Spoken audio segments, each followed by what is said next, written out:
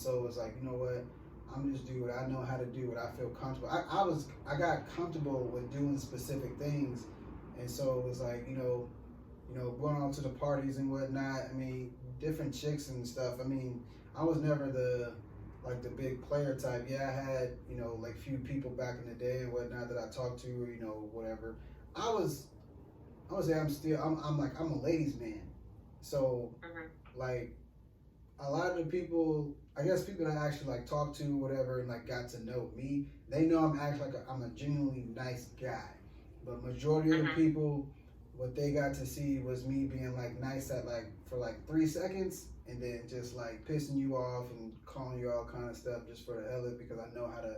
I was always a habitual line stepper. Yes, the fuck he was. So I know how to control anybody's anger. I know what sets you off. I know what to say at any given time to make you flip. Let me tell you the story about this motherfucking Spears, man. So Spears was the type of dude where he'll see you in the morning and he'll be like, "What's up with you, bitch nigga?" Like, that's the first thing he says to you. He's just like, "Dog, it's too early for that, bro." And he'll just sit there and you just be like, "Fuck you, Everett." And just walk off. That's what he used to do to us all the time, bro. I mean, that was kind of funny though. Actually, that's what was crap. David Proby. I just talked to David. Every time I would see him, we cousins. For real? Yeah. I didn't know that shit. Damn. Yeah. Every time I see him, I say the same thing to him. He give me the same exact answer. But yeah, I mean that was kind of how I was, and it wasn't like, I think in my 20s I was also trying to find myself, trying to figure out what I wanted to do with my life, career-wise, things like that.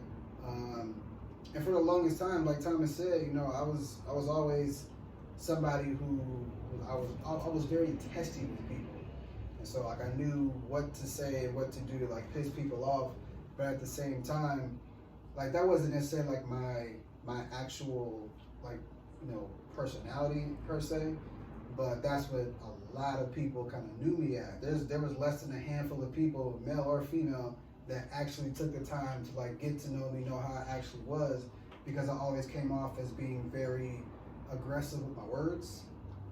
So I would say no, I don't necessarily I don't think I would want to change anything necessarily, because like my story's a little bit different. I knew what I wanted.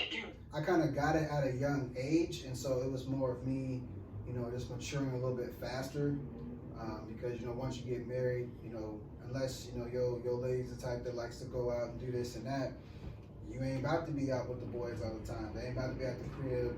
You ain't about to be out late and doing stuff like that. So I got used to not going places, not meeting up with the homies and whatnot. So it was just me kind of, I go with my lady sometimes, I go hang out with the boys sometimes, I go to the gym, run from the cops a couple times,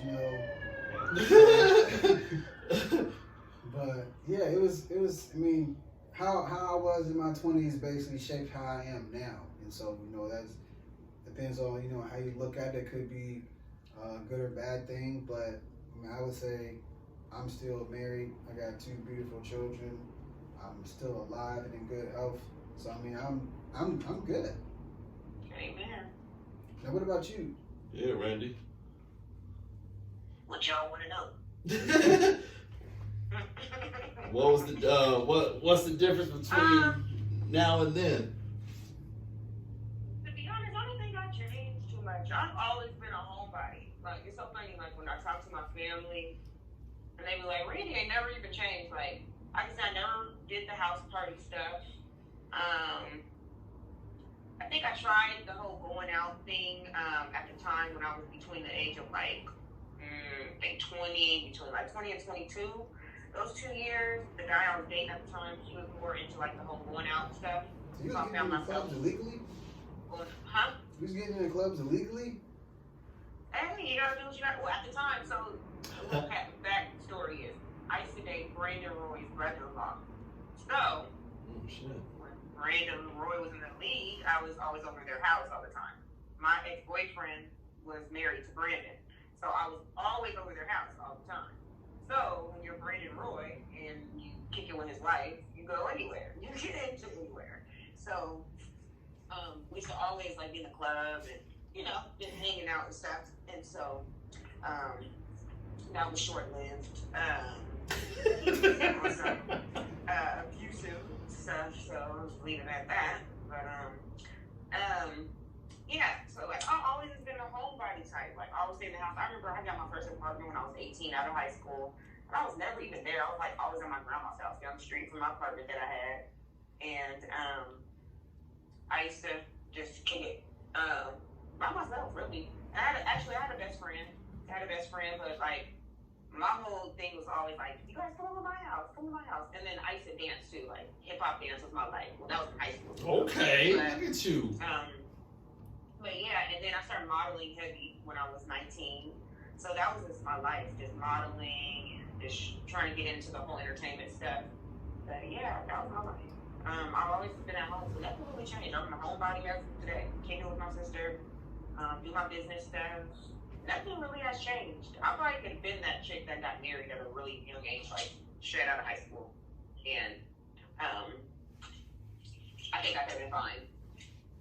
I've always been like, even like in high school, I knew what I wanted. Like I remember having conversations with my close homegirls, like, what do you guys want to do? Like when you're out of high school, what are you guys gonna do? And they're like, I don't know what I want to do. You know, they're worried about boys and stuff like that. And I just always knew what I wanted. Like the guy I dated in high school, he was very just focused. And I've always dated like very focused people. And I was just a very focused person. I knew what I wanted. So a lot of girls just kind of was like all over the place and doing it to dudes and just wild. I was never that girl, ever. So my life is not really changed to answer y'all's question. So Randy is just a successful bowling chick. I'm a good woman. That's what Randy Stewart is. She said, put some respect on it. See how she trying to flip stuff on me?